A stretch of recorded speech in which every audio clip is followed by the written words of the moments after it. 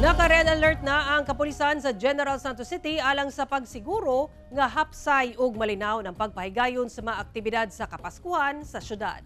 Ani ang report ni Efren Mamak. Nag-full deployment na og PNP personnel ang General Santos City Police alang sa pagsaulog sa Paskuhan sa Jensan nga magsugod sa December 11 hangtod adlaw sa Sabado, December 25 ning tuiga.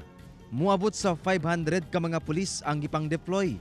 Una nang nag-deploy og 80 ka PNP personnel sa mga flea market sa syudad sa milabayng semana. Kini aron pahugtan ang seguridad, ilabi na sa mga lugar kung asa himuon ang mga aktibidad, ilabi na sa gabii nga may kalabutan sa Pasko, sama sa Plaza General o sa Pioneer Avenue sa syudad. Red alert yung ating kapulisan. So, para sir masigurado gyud nga ang atong mga bisita, ang atong mga tao diha, makaprotektahan sila in case of harm, danger or a form of harassment.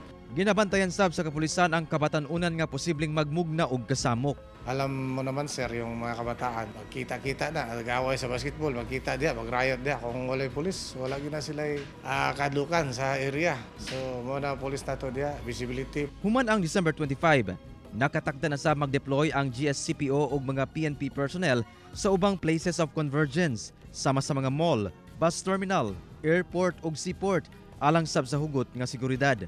Kauban si Gary Balantay ug Bong Vicencio, Efren Mamak. 1 Mindanao.